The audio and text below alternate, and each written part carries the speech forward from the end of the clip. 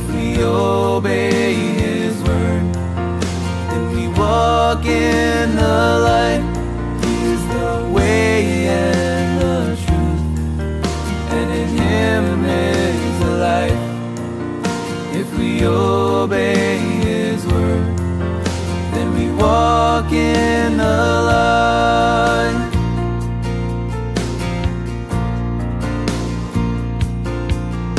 If we say that we know Him, but we don't keep His word, then we walk in the darkness, and the truth's not in us.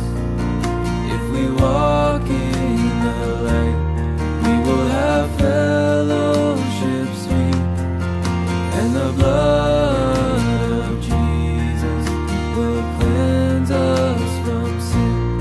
He is the way and the truth, and in Him is the life.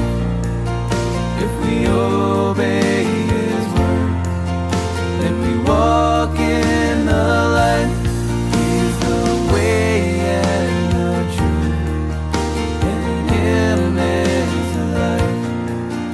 If we obey His word, then we walk in the light.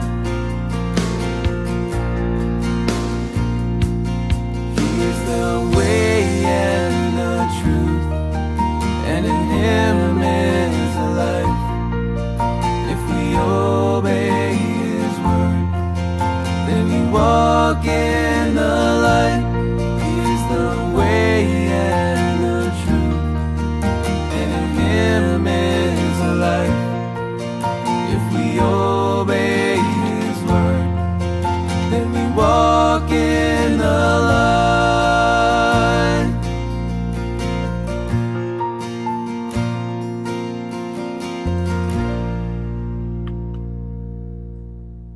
Well, howdy, folks. Hopefully you're all doing well these days, and it's been a while since I've been on. Sorry I did not make it yesterday. My flight got in. Flights all end up being pushed later and later. I didn't get in until about 3 a.m. Yesterday, Thursday morning, so I just didn't have it. I knew I wasn't going to have it in me when the flights were all delayed, and so I opted to not be on. I want to have a conversation with you, though, this morning, and this may not be a Bible teaching morning at all, really, because I want to ask some questions, and I know you're not in the spot unless you type answers into the comment section here about what I want to ask and discuss with you, and I want to pray with you and for you,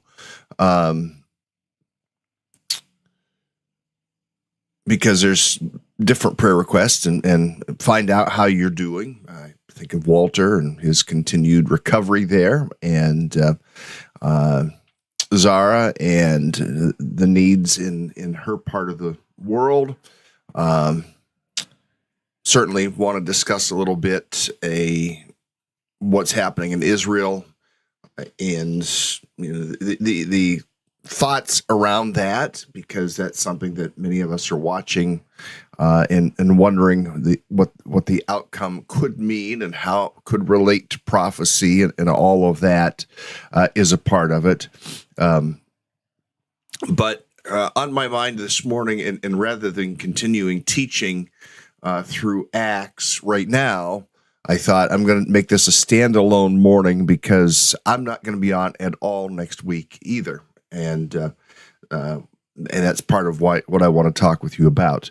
I'm not going to be on next week. I'm going to be in Iowa all week next week for meetings in Iowa, and I'm not going to be able to broadcast. It's just going to be that simple.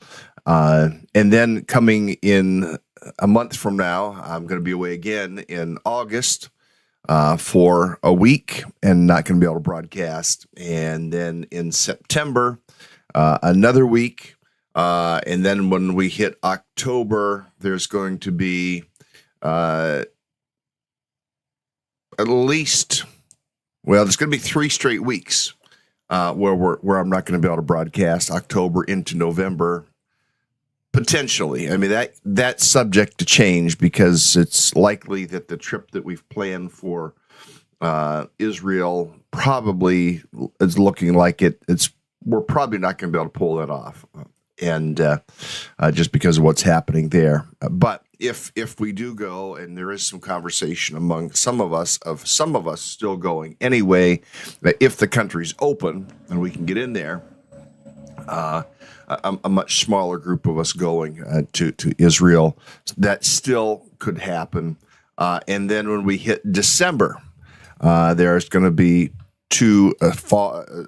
a full 2 weeks in December as well, when I'm not going to be able to be on. So, because we're going to be traveling in Europe and over visiting our son, as well as I'll be visiting some of our concentric ministry partners in Europe when I'm over there. So, I bring all this up just because I want to prod a little bit, and I like teaching the Bible, very much so like teaching the Bible, and I enjoy spending the time with you that we get to spend.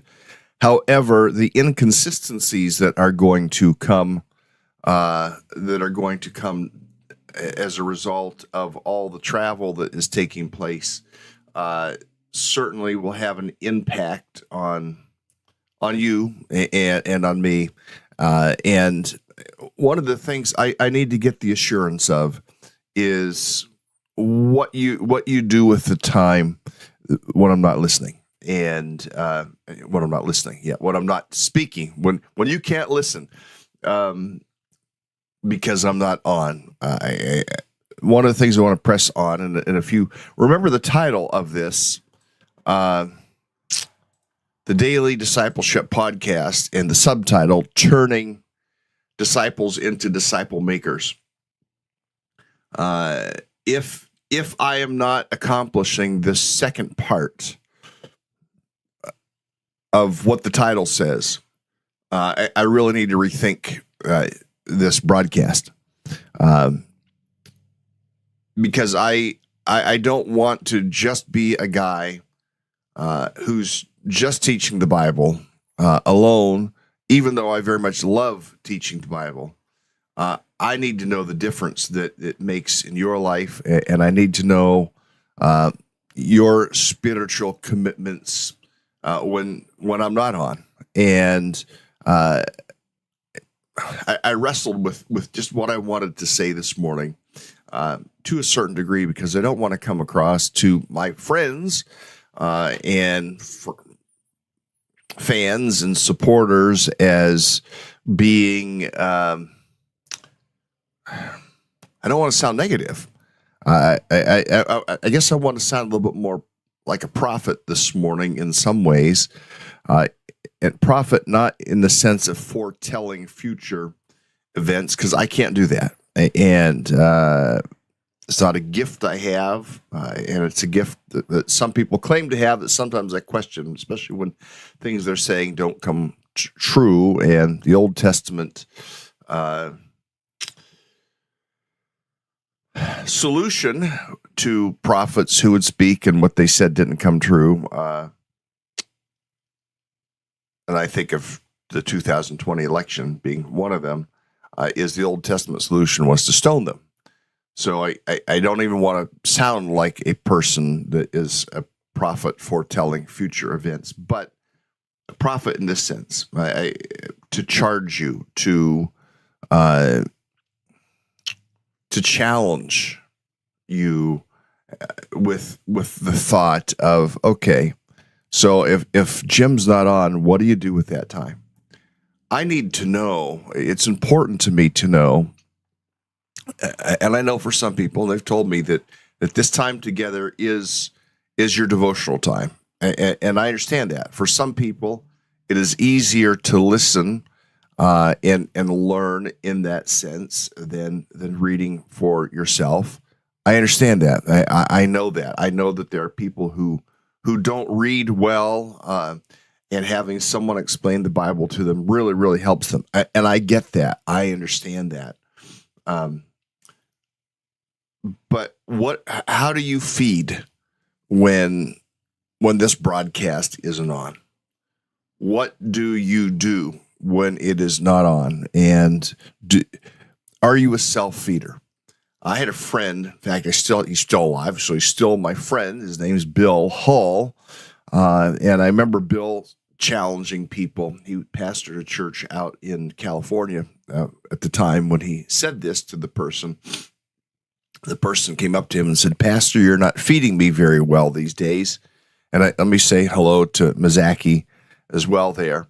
But he said, this person came up to Bill and said, "Pastor, you're not feeding me." And Bill said, "Well, can I come visit you this afternoon?" So the guy said, "Well, I guess so. If you want to pay a pastoral visit to my home, then please do stop by." So Bill showed up, but when he showed up, he had like a big soup spoon, or not even a soup spoon, bigger than a soup spoon, a serving spoon with him. And he was holding it in his hand, kind of, it is in front of him. When the guy opened the door, Bill said, "Hi." And the guy said, "What's the spoon about?" He said, "I'm here to help you eat." And the guy said, "Well, I don't need you to help me eat." And Bill said, "Well, that's my point." He said, "You need to be able to eat for yourself spiritually as well. You need to be able to be a self-feeder." Now, for you, what that might mean, and this is a huge risk, me doing this, but it's the standalone. And this message may not be for everybody that's listening right now, but I need to know that you've grown to be a self-feeder. If I've done this for 5 years, there's been a lot of good Bible teaching. I know that. But if I haven't raised up people who can be self-feeders, if I haven't raised up some people who could open the Bible for themselves and dig out truth, if I haven't inspired that, if I haven't encouraged that, then I will tell you that while the teaching here may be good, I'm failing at the mission of turning disciples into disciple makers. You get where I'm going? I hope I'm not sounding. I'm really trying. I don't want to sound negative, but I just need to know that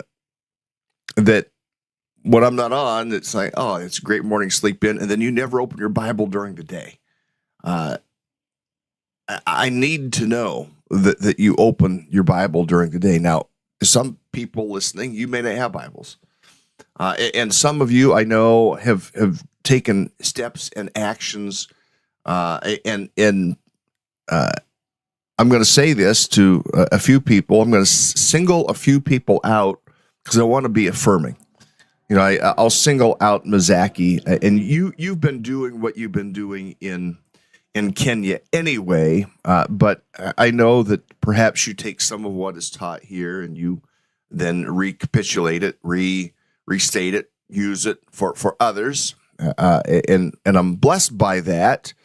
I am. So I want to single you out and say, brother, keep going. And we got to make sure and get you connected to my friend Samson. And I can't say his last name on here because he goes to closed countries, or with others there.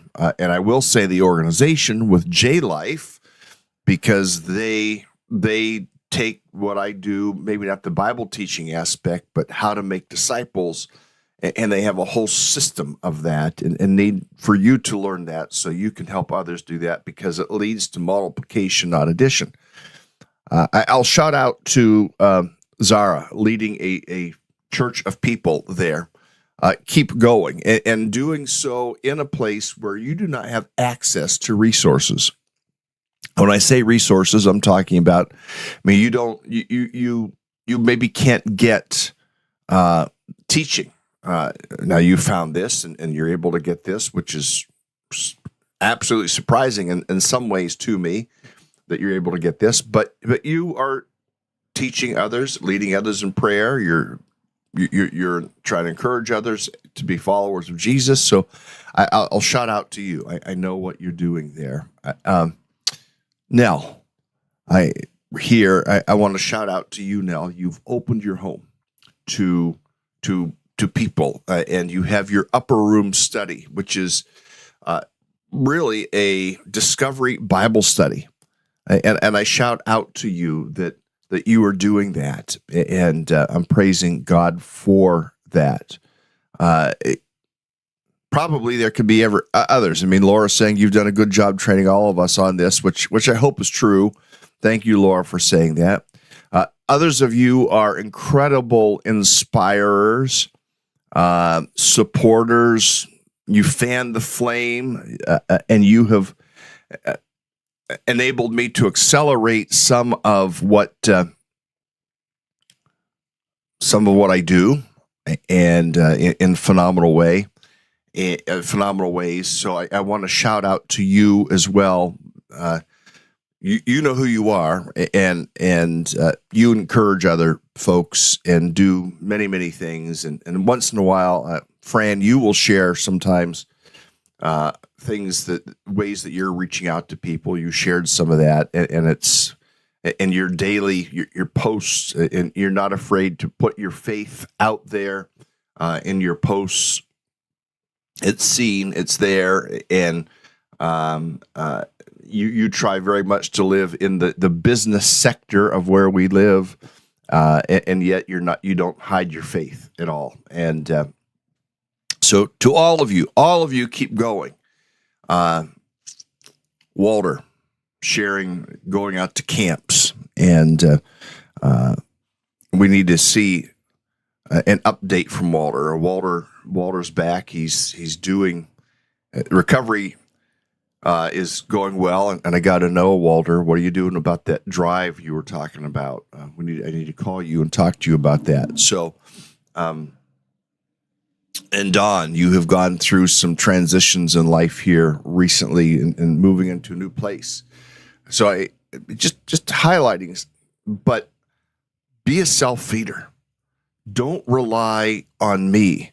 Because I got to figure out what will be the impact of this as I move into a season where I have just listed out for you about 10 weeks between now and the first of the year, January 1st, when we're not going to be online like this.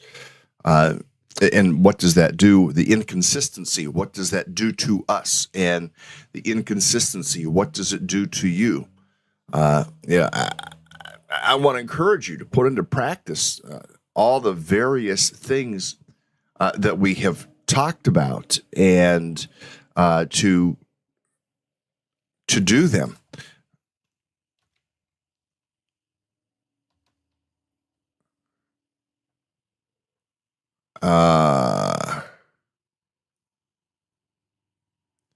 I've got to open something here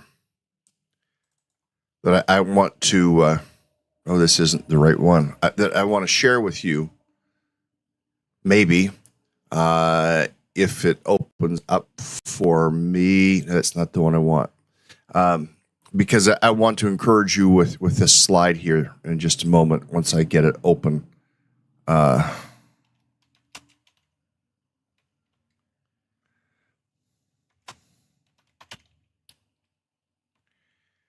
Oh, it might be a PowerPoint.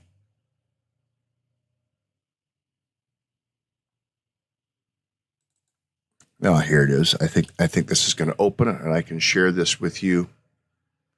It's black and white version. I was going to share with you the not black and white version, but that's all right. I will share this version with you, just to remind you, to encourage you to think through winning the lost, building the believer, equipping the worker, multiplying the disciple maker, all coming from the words of Jesus, to win the lost, and to be able to answer the question, who are you intentionally reaching out to? Who are you praying for? Who are you trying to help come to faith in Jesus? That is a question that I have. where you're giving people the invitation to come and see who Jesus is, or building the believer, ways that you can build the believer, equipping the worker. And I know as we get up to the top of this, not everybody is an equipper. I get that. Not everybody is a multiplier. I get that. But if we can encourage each other to continue building in each other's lives, and if we can at least be equipped and inspired to try to fish for people, then we will see more people won to Christ, and that will lead to greater multiplication. So to be asking ourselves, how are we living these things out in our lives and putting them into practice? That matters to me. It matters to me a great deal that we're able to do these things. Now, I do want to check some of the comments, because there's a fair amount of comment in here that you're putting, and I hope I'm not coming across negatively. I hope that's not what's happening here, but I hope that I've equipped you with some skills that, let's just say, I'm pulling out of my driveway after the broadcast, and I get hit by a truck. This is going to sound awful, but I don't see this big truck coming up over and let's say he's coming 80 miles an hour up over the hill here where I live and plows into me, and I go into the presence of Jesus.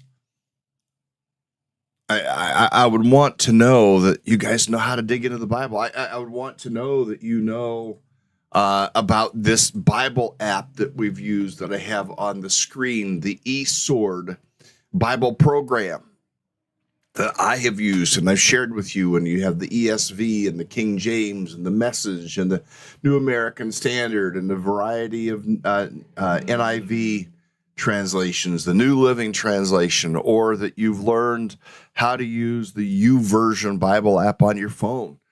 I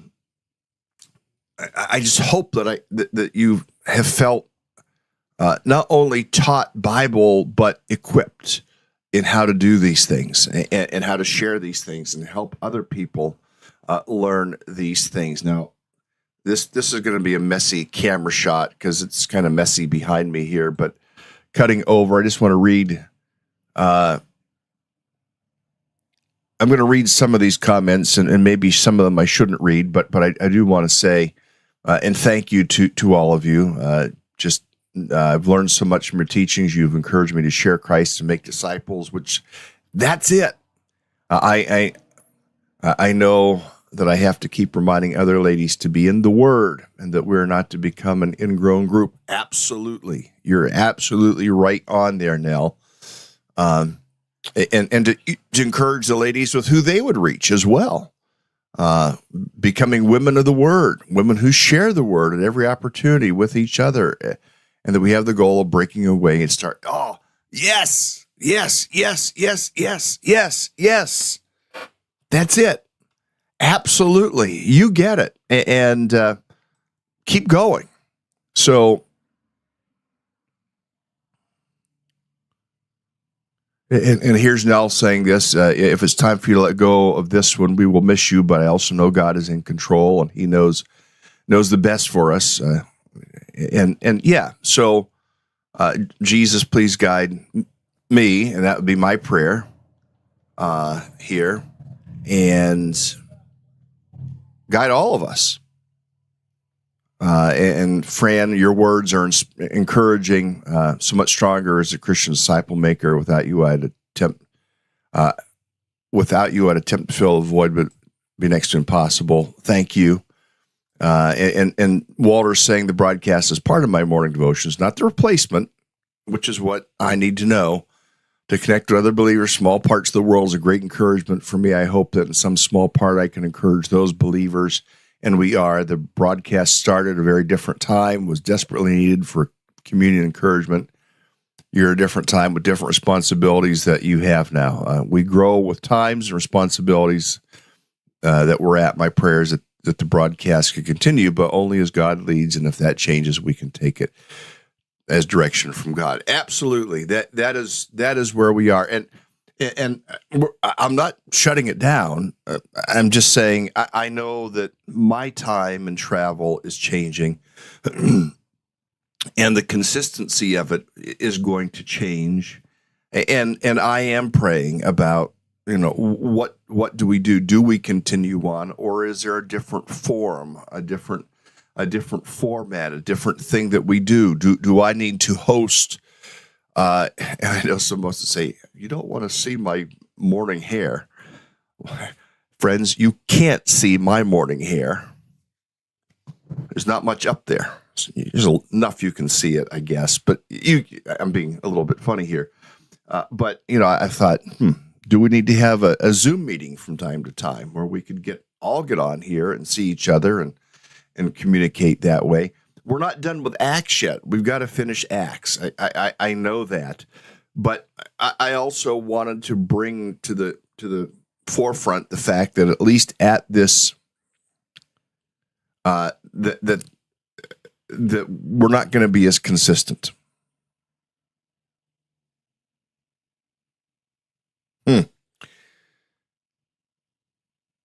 Don's saying there are 124 apartments where I live now. So much to disciple here. Yeah. And to have that view. And Don, you might go, I can't go out and do all those and do all that.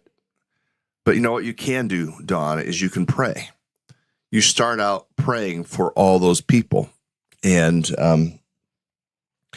that's where you start. And then you trust God to see how God will work in your life and through your life to make a difference. Yeah. And you guys are being so encouraging here. You really, really are. And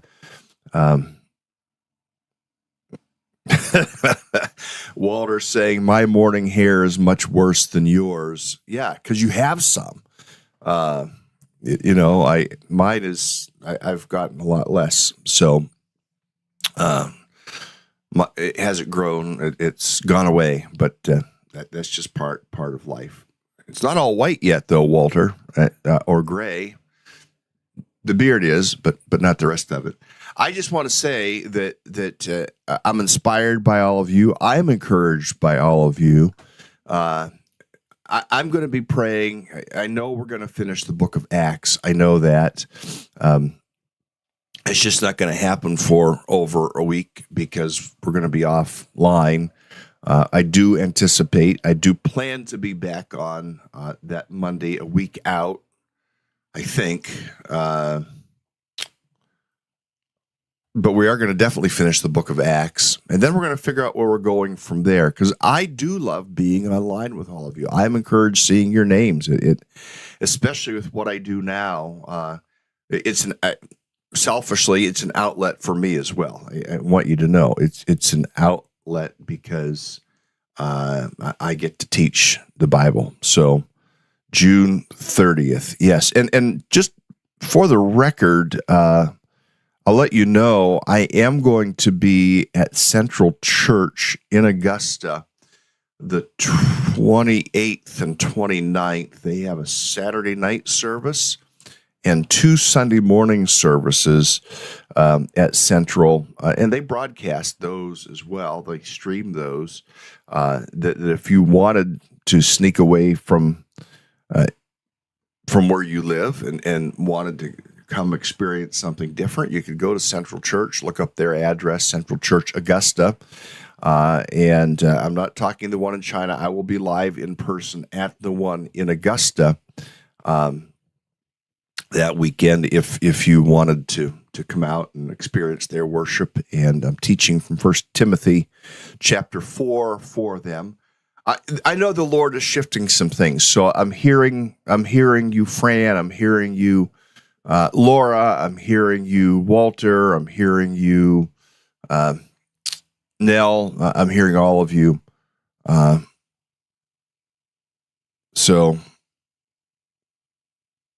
And here's Nell saying, is there one of you that would want to study the book of Acts with me daily? So, yes, Central 28th. that Saturday night evening service, and then the 29th morning services. I think it's at 9.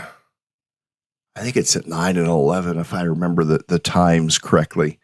I just know I'm speaking there at 9. So, and at 6 p.m. on the 28th. So I do think they broadcast those from the main church over to the China location. So if you went there, you would see me on the screen at the China location. But just letting you know. And then I'm going to be the week after that. I'm going to, in fact, this week I'm going to be at Cambridge, Maine. Next week is Central. The week after that, I'm going to be, I forget where I'm going to be. And then I'm going to be going up to, on the 13th, I'm going to be going back out to Buckfield, Faith Bible Chapel in Buckfield. I'll be back out there. So anyway, I'm scheduled right out there with several dates coming up here. And anyway, friends, I'm going to let you go. I will be back on. It'll be over a week now. I'll be back on. We'll come back to the book of Acts. We're going to be in Acts 22, Acts 23 when I get back on here. But if you can handle the inconsistencies, I can handle the inconsistencies. I just know that we've come to the end where I'm going to be on every week where I had been on every week, and I know it could have an impact on the broadcast because people get used to it every morning, but those days are changing and quickly fading. So I'll keep you posted. Monday the 30th, we'll be back. And we'll work wrapping up the book of Acts, and I will see you there. And I'm grateful for you. I love you all. I didn't say this. I should wrap up and say this. Steve and Priscilla, give their greetings to you. I had a wonderful visit with them. Pray for Priscilla. She's 85 and suffers from a condition called pulmonary arterial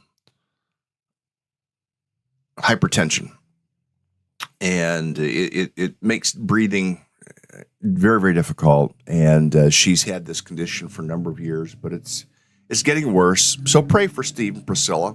Send them a note. I'd have to look up their address again and tell you what it is. It's P.O. Box. I know that,